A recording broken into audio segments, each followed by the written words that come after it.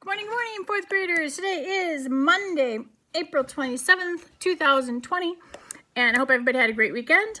We're back here for the city of Ember today. I think when we left off, Lena and Dune were both at Lena's house looking at that funny piece of paper that, remember, Poppy had kind of chewed on and stuff, and they had come across number 1 and number 2 was Ston marked with E by RDGE. And that's when Lena says, I think maybe I've got this. Lena put her finger on STON. What could that be? I think it's pistons, she said. That's part of a machine like the generator. Or maybe it's astonished. Or it could be, I bet it's just plain stone, said Lena. There's a lot of stone in the pipeworks.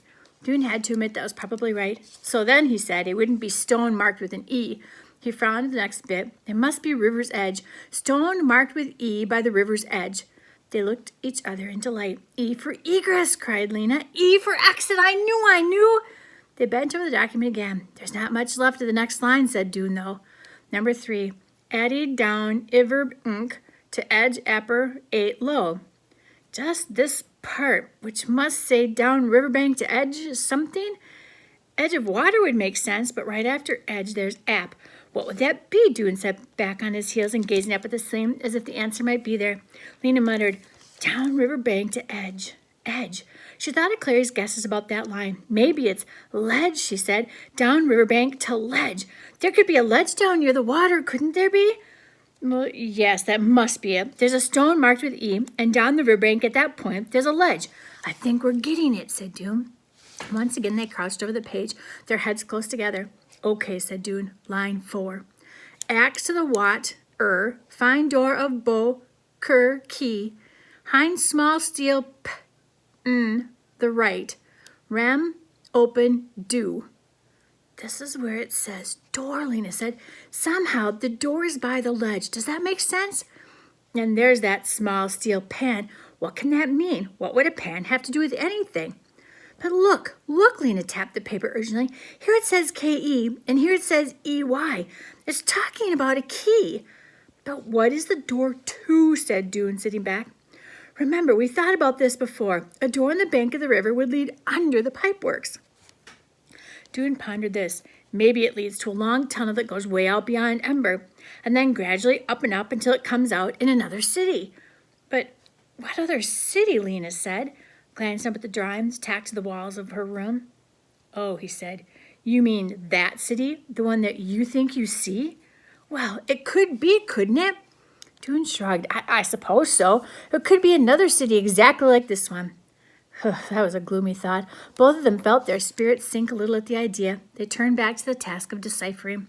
Next line, said Lena. But Dune sat back on his heels again. He stared into the air, half smiling. I have an idea, he said. If we do find the way out, we'll need to announce it to everyone. Wouldn't it be splendid to do it during the singing? Stand up there in front of the whole city and say we found it? It would be, Lena said, but that's only 2 days away. Yes, said Dune. We have to hurry. They were bending again over the glued-down fragments when Dune remembered that he should check the time. It was 8:45. He barely had time to get home.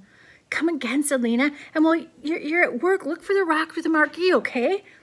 That night, Dune had trouble sleeping. He couldn't find a comfortable position in his bed. It seemed to be made up of nothing but lumps and wrinkles, and it squeaked and groaned every time he moved. He flailed around so much that the noise woke his father, who came to his room and said, What is it, son? Nightmares? No, said Dune. I just can't sleep. Are you worrying? Frightened of anything? Dune wanted to say, Yes, Father. I'm worried because the mayor of our city has taken for himself the things that people need. Then I'm afraid because any day our lights could go out forever. I'm worried and afraid a lot of the time, but I'm also excited because I think maybe there is a way out, and we might find it, and all those feelings are whirling in my head, which makes it hard to sleep. Dune could have told his father everything. His father would have plunged in with great enthusiasm. He would have helped them decipher the instructions and expose the mayor's thievery. He would even have come down into the pipeworks and helped search for the rock marked with an E. But Dune wanted to keep these things for himself for now. Tomorrow, the guards would announce that an alert young boy had uncovered the mayor's crime, and his father, hearing the announcements along with the rest of Ember, would turn to the person next to him and say, That's my son they're talking about, my son. So in answer to his father's question, he simply said, No, Father, I'm all right. So in answer to his father's question, he simply said, It's okay. Well then, see if you can't lie still, said his father. Good night, son, he added, and closed the door. Dune smoothed out his covers and pulled them up to his chin. He closed his eyes, but still, he couldn't sleep. So he tried a method that often worked for him before. He would choose a place he knew well, the school, for instance, and imagine himself walking through it, picturing as he went in minute detail. Often his thoughts would wander, but he would always bring them back to the imaginary journey. And something about doing this would often make him sleepy. This night, he decided to retrace his explorations of the pipeworks. He held his mind to the task for a long time, picturing with all the clarity he could muster everything he had seen in that underground realm. The long stairway, the tunnels, the door, the path along the river, the rocks along the path. He felt sleep drawing closer, a heaviness in his limbs. But just as he was about to give into it, he saw in his mind's eye the wrinkled rocks that bordered the river at the west end of the pipeworks. The rocks were strange ridges and creases had reminded him of writing. His eyes flew open in the dark and his heart began to hammer, and he gave up on sleeping and lay in a state of terrible impatience for the rest of the night to be done. Chapter 14 is called The Way Out. The next day was song rehearsal day. Everyone was let off work at 12 o'clock to practice for the singing. It was a slow morning for messages. Lena had a lot of time to sit at her station in Garden Square and think. She put her elbows on her knees and rested her chin in her hands and stared down at the pavement in front of the bench, which was worn smooth by the many feet that had passed there. She thought about the mayor down in his room full of plunder, gorging on peaches and asparagus and wrapping his huge body in elegant new clothes. She thought of his great stack of light bulbs and shook her head in bewilderment. What was he thinking? If he still had light bulbs when everyone else in Ember had run out, would he enjoy sitting in his lit room while the rest of the city drowned in darkness? And when the power ran out for good, all his light bulbs would be useless anyway. Possessions could not save him. How could he have forgotten that? He must be thinking the same way as Looper. Everything was hopeless now, so he'd live it up while he could. She leaned back against the bench, stretched her legs out, and took a long breath. Very soon the guards would storm into the secret room and seize the mayor as he sat stuffing himself on stolen goodies. Maybe they already had. Maybe today the stunning news would come. Mayor arrested, stealing from citizens. Maybe they'd announce it at the singing so everyone could hear it.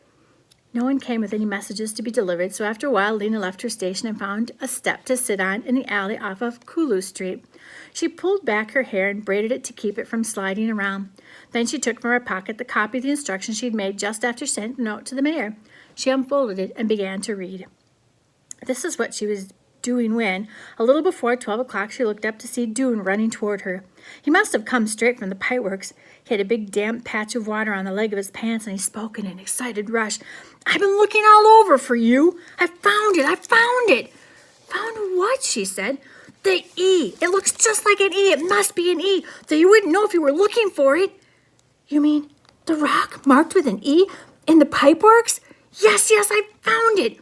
He stood breathing hard, his eyes blazing. I'd seen it before, but I didn't think of it as an E then, just a squiggle that looked like writing. There are those rocks that look like they're covered with writing. Rock, said Lena. Where is it? She jumped to her feet, now bouncing with excitement. Down at the west end of the river, Dune said, near where it goes into the great hole in the pipeworks wall. He paused, trying to catch his breath. Listen, he said, we could go there right now. Right now, Lena said. Yes, because of rehearsals, everyone's going to be going home. The pipeworks will be closed and empty.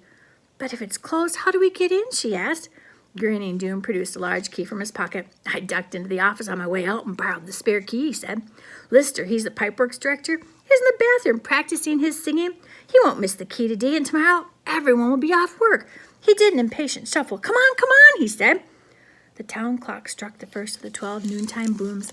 Lena stuffed her copy of the instructions back in her pocket, and then she said, let's go. The pipeworks was empty and silent. Lena and Dune went up the hallway past the rows of boats and the slickers hanging on their hooks. They didn't take any for themselves. This was not a pipeworks tunnel they were about to enter, they were sure. It would not be dripping with water or lined with spurting pipes. They went down the long stairwell and out into the main tunnel where the river thundered alongside the path, its dark surface strewn with flecks of light. Dune led the way along the river's edge. As they neared the west end, Lena saw the rocky outcroppings Dune had described. They were strange, bulging shapes, creased with lines like the faces of very old. Not far beyond, Lena could see the place where the river disappeared into a great hole in the pipeworks wall. Dune knelt down beside a clump of stones, and he ran a finger over their convoluted surface. Look here, he said. Lena stooped down and peered at the deeply carved lines. It was hard to see the E at first because it was surrounded by such a tangle of other lines, and because she was expecting it to be an E drawn with straight strokes. But once she saw it, an E drawn with curving lines, it was a scripted E. She was sure it had been carved on purpose. It was centered on its stone, and its lines were deep and even. So from here, we should look down the river, said Doom. That's what the instructions said. Down riverbank to ledge. He lay on his stomach next to the rock and inched forward until his head hung over the edge of the path. Lena watched him anxiously. His elbow struck up on either side of him, and his head bent down was nearly invisible. He stared that way for long seconds, and then he shouted, Lena, Lena, I see something! And that's where we'll stop. See you next time.